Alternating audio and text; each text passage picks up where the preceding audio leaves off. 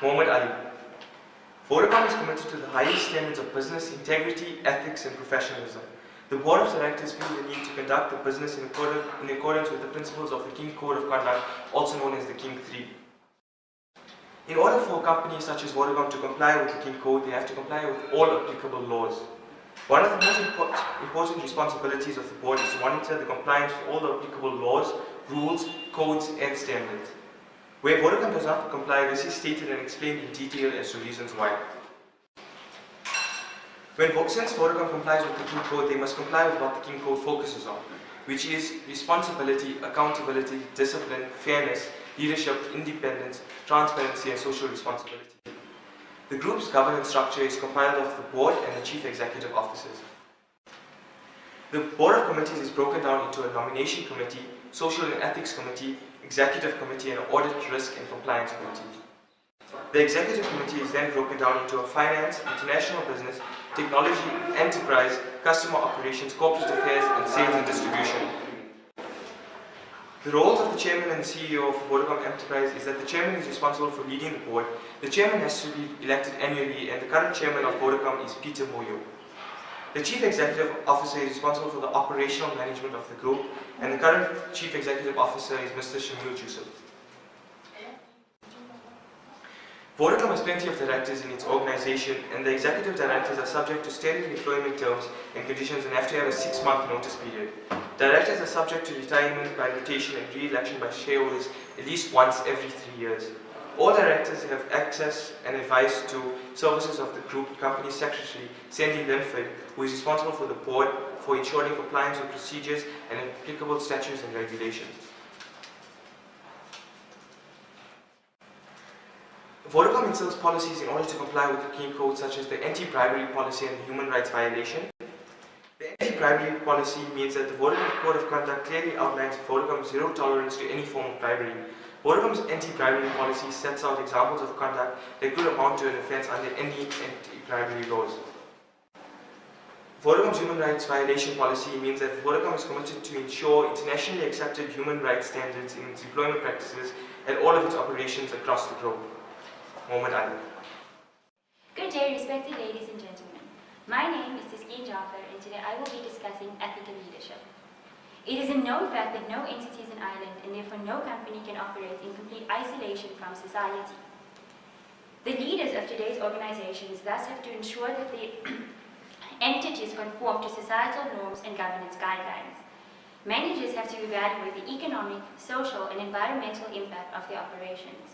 The King Code 3 sets out specific requirements that companies should adhere to in order to aid the management of organizations to lead effectively and to drive their entities in the right direction. The King Code 3 is based on 2 governmental elements: responsible leadership and an ethical foundation. The principles laid out by King Code 3 are: firstly, the board should provide effective leadership based on an ethical foundation. Secondly, the board should ensure that the company is and is seen to be a responsible corporate citizen. Lastly, the board should ensure that the company's ethics are managed effectively.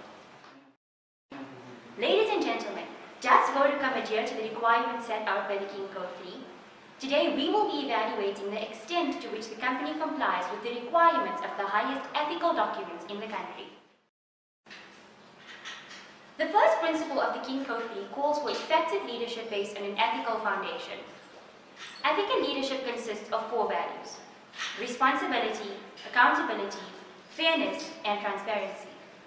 Although Vodacom has specific structures and requirements in place to ensure that the company is operated as optimally as possible, there are many instances in the company's history where its leadership has fell far short of the bar.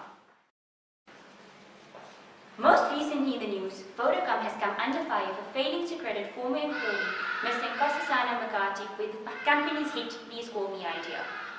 The company had wrongfully credited former CEO Mr. Alan Nutgrave with Makati's invention.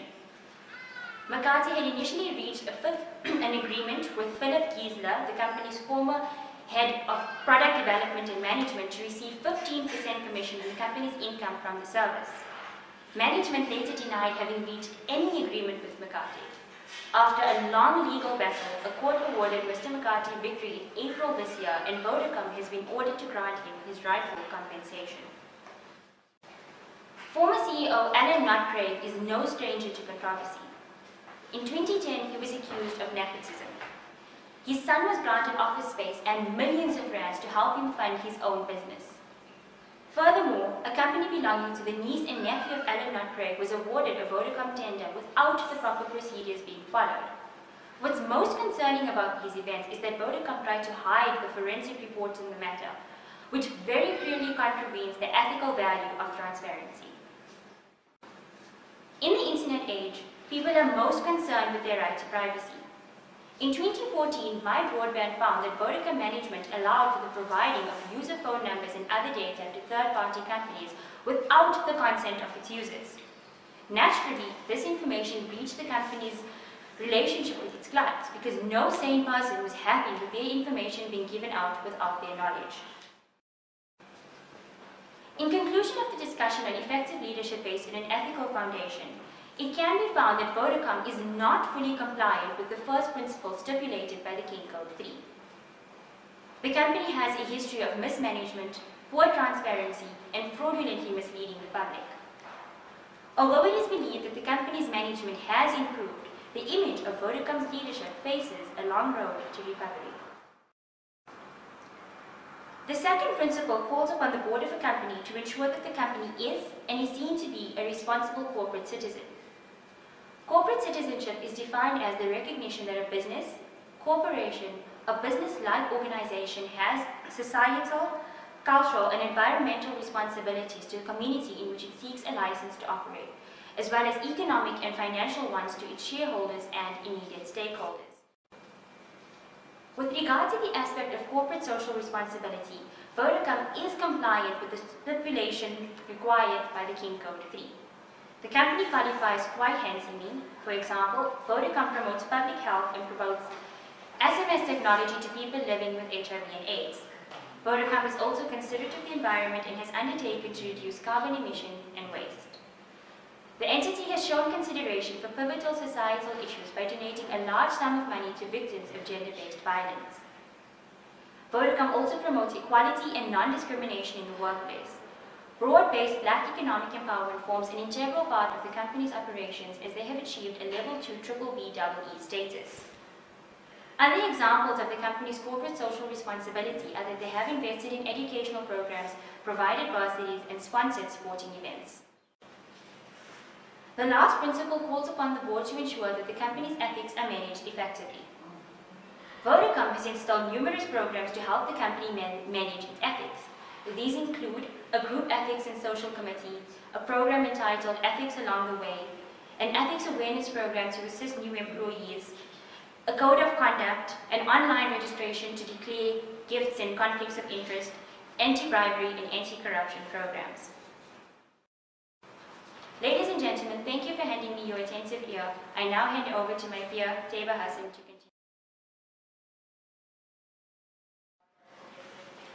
Good afternoon, ladies and gentlemen. My name is Taiba Hassan and I will be talking about risk management. Vodacom's management continuously develops and enhances its risk and control procedures to improve its risk identification, assessment, and monitoring. The board considers business risk when setting strategies, approving budgets, and monitoring processes against budgets. Risks are managed at three distinct levels, namely Risk Management Committees or RMCs, the Risk Group, and Line Management. The Group Risk Management Committee or GRMC, which meets 4 times a year, is chaired by the Chief Risk Officer and currently also comprises of the Group Executive Committee members and the Managing Director of each of the local markets. The two main functions of the GRMC is to filter and approve the list of strategically high and critical risk and to present these risks to the board yearly and to oversee and monitor the various projects and structures designed to manage specific identified risks, for example, business continuity management. Risks are identified at 5 levels within the group, namely project, process, operational, tactical, and strategic. Risks are periodically reviewed and updated. For strategic risks, a filtering and reporting process ensures that the relevant items are reported to the respective RMCs and are reviewed by the relevant boards. Each year, the Vodacom Group reviews the critical strategic risks facing the company and approves the group risk appetite. The identification and assessment of these risks are informed, amongst other things, by an understanding of the business model, significant trends in the operating environment, and their relevant interest in key stakeholders. Vodacom's Risk Management Board is responsible to ensure that risk assessments are performed on a continual basis. The board is responsible for risk governance. They also determine the level of risk tolerance and appoints a risk committee or RAC committee to assist in carrying out its responsibilities. The board delegates to management the responsibilities to design, implement, and monitor the risk management plan. They ensure that framework and methodologies are implemented to increase the profitability of anticipating unpredictable risks. They should ensure that there is a process in place enabling complete, timely, relevant, accurate, and accessible risk disclosure to stakeholders. Vodacom must comply with a wide range of requirements that regulate their licensing, construction, and operating of their networks. They have established specialized regulatory and government relation teams. The board participates actively through written submissions and formal hearings on legislative and regulatory changes. Vodacom faces increased competition in all of their markets, including some from non-traditional sources. Their ability to compete effectively depends on the quality, capacity, and coverage of their networks, the quality of customer services, and pricing and nature of their devices. Vodacom ensures competitive differentiation by investing significantly in the network infrastructure to ensure leadership in coverage, core quality, and data speed. They strive to deliver a differentiated customer experience by constantly reviewing the quality of customer care. They invest in new technology to improve customer experiences. Vodacom operates a complex mobile network and rely on third parties to provide power or transmission. Network and billing infrastructure may also be damaged by natural disasters or a deliberate malicious attack. In particular, network outages may negatively impact customer usage, revenue, and their reputation. They have comprehensive business continuity and disaster recovery plans in place. They invest in maintaining and upgrading networks on an ongoing basis. They have self-provided transmission links and continue to consider dual generators and alternative energy supplies where feasible. Vodacom has a comprehensive stakeholder relation strategy in place in all their countries of operation. They have implemented an anti-corruption, anti-money laundering, and anti-terrorist financing program to prevent the giving and receiving of bribes and other corrupt acts. Vodacom's ability to protect customer-sensitive information is material to building trust with their customers and to their reputation. Vodacom follows best practice to ensure that they limit data leakages and breach of information. They have implemented the Vodafone Global Privacy Framework and Toolkit in all their markets. Legal and regulatory affairs continue to engage with key stakeholders as they implement the necessary process to ensure that the information is protected. Vodacom ensures that they have a superior security program in place to protect, monitor, and react to malicious cyber attacks. They provide due care to ensure that their networks and their customer information is protected by having world-class monitoring centers and control standards. I will now hand over to my peers Ramiz Umar and Azhar Joseph to elaborate on the audit risk and compliance.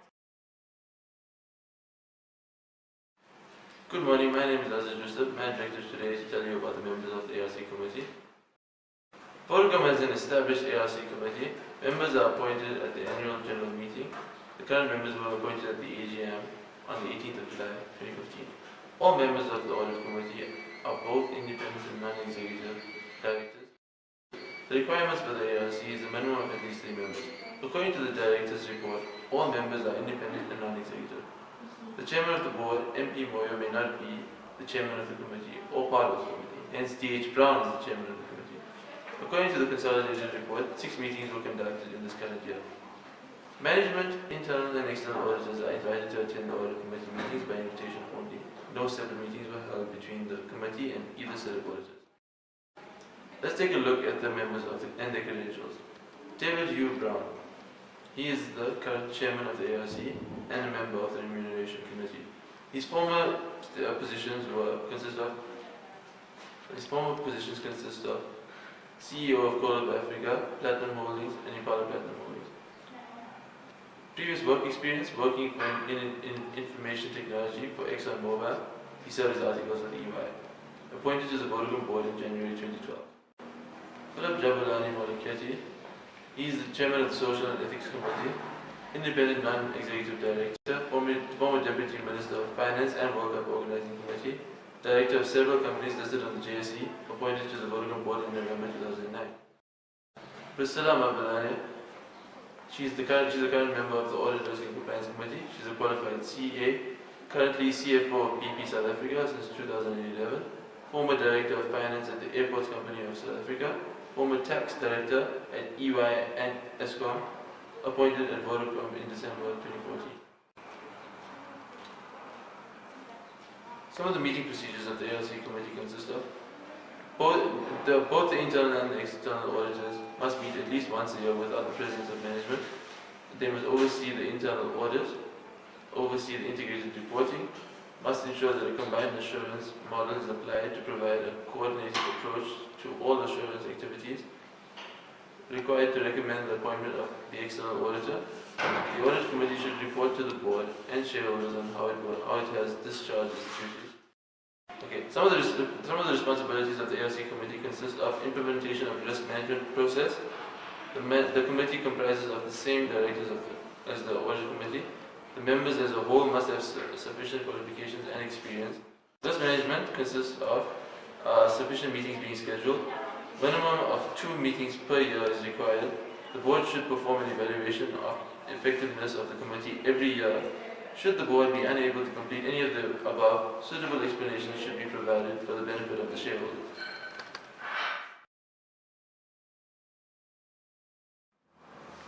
Good morning, my name is Runiz Umar and I'll be talking about the ARC committee. The ARC committee responsibilities include the following: reviewing, monitoring, receiving and dealing. Reviewing consists of the group's consolidated preliminary results, interim results, integrated report and annual financial statements.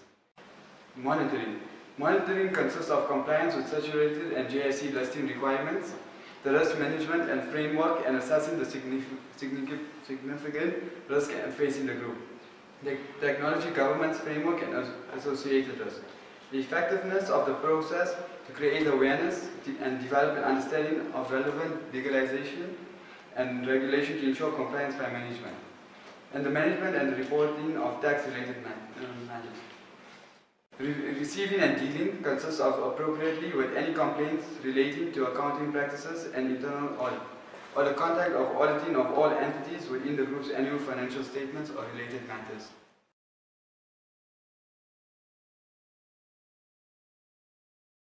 Stakeholder relationships. Effective management of relationships with stakeholders is fundamental to organizations. Stakeholders are individuals, groups, or organizations that affect and are affected by an organization's activities, products or services, and associated performance. The goal of stakeholder relationship management is to influence stakeholder attitudes, decisions, and actions for mutual benefit.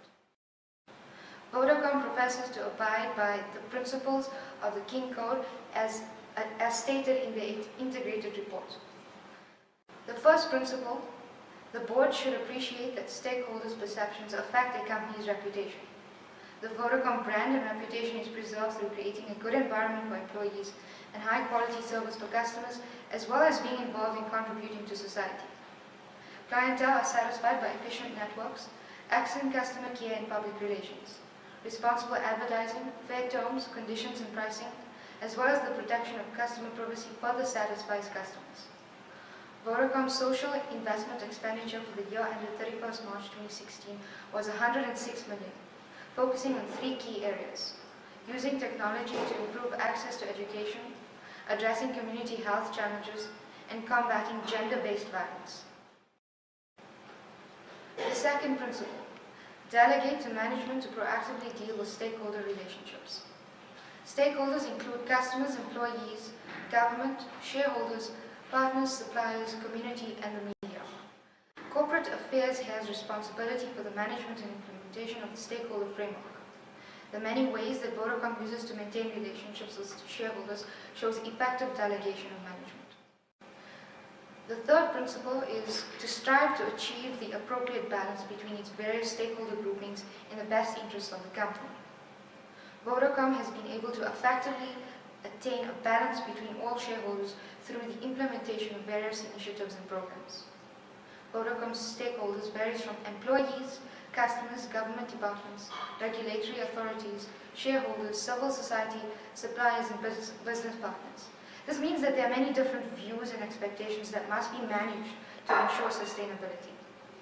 Vodacom states that their approach is to have frank conversations on issues that matter to them and those that are material to their business in the 2016 stakeholder report. The first principle is to ensure equitable treatment of shareholders. This is a JSE requirement of which the company is mindful. In 2008, Vodacom launched the Yebo Yethu Empowerment Scheme to allow previously disadvantaged South Africans to purchase Vodacom shares at a discounted rate to promote equality.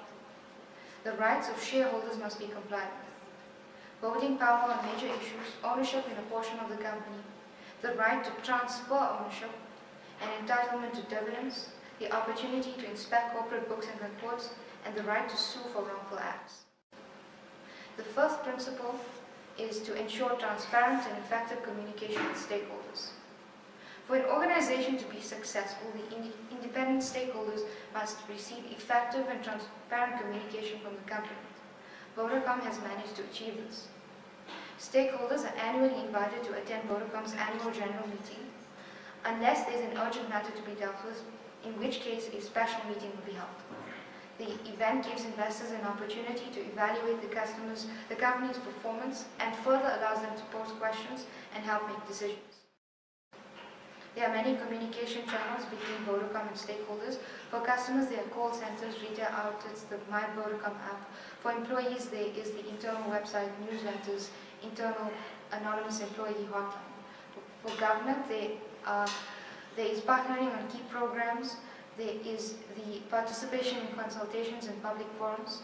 For shareholders, there are investor roadshows, investor days, annual and interim reports. For suppliers, there are supplier forums, ongoing site visits and audits.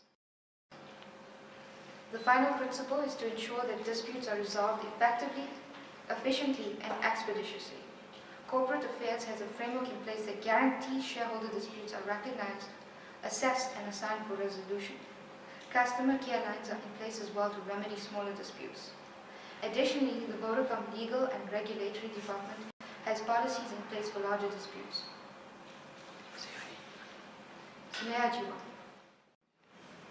To conclude, through the exploration of King Code 3 in the theoretical background, one is clearly able to see why King is viewed as a vital tool ensuring corporate governance in any company, be listed or not. The principles and practices set out in King do ensure discipline, independence, responsibility, transparency within a company. King ensures that ethical foundation is created and that leadership of all directors is ethical too, as a result in trickle-down effect of ethical behavior to fellow employees. In Vodacom's financial statements and integrated report, Vodacom directors expressed the opinion that the company had indeed complied with all material requirements of King Code 3. After a careful analysis of the company through multiple sources with regards to the compliance with King, one is clearly see that Vodacom does indeed meet the King Code 3 requirements. Like with anything in life, Vodacom is not perfect and did fall short in a few aspects of King Code 3 in 2014 year of assessment. The shortfalls are recorded and dealt with in the schedule included in the report. For each failure to comply, recommendations are provided in the attempt to improve compliance in subsequent years. The greatest shortfall of Vodacom with regards to the compliance of King Code 3 is seen in the schedule underneath the section Ethical Leadership. The leadership and core values of Vodacom are supposed to be based on fairness, responsibility, transparency, and accountability. This is, however, questionable, as Vodacom not only in 2014 has been caught up in many unfavorable situations, and headlines such as false advertising and accusations of providing customer information to third parties. This leads observers to position whether ethical leadership and ethical foundation exist at Vodacom. Vodacoms need to ensure that their reputation remains intact, as a loss of customer base will result in the company no longer being sustainable in the future. With the aspects of the non-compliance of Vodacom to King being so minimal, the outcomes of this report align with the director's statement that they do indeed comply with all material aspects of King Code 3. Through Vodacom's compliance with King, corporate governance and sustainable future is successfully achieved.